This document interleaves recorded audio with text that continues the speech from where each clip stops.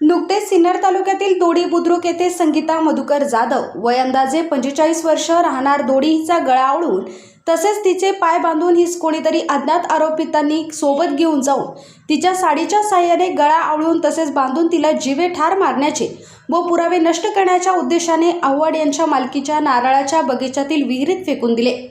एका 50 वर्षीय महिलेला पायाला दोरीने बांधून गळ्याला फास लावून विहिरीत फेकून दिल्याप्रकरणी तिच्या बहिणीने म्हणजे सुनीता दत्तात्रय वागचौरे वय 50 वर्ष धंदा वीटभट्टी व्यवसाय राहणार पिंपळवाडी तालुका राहता जिल्हा अहिल्यानगर यांनी वावी पोलीस ठाण्यात फिर्याद दाखल केली होती।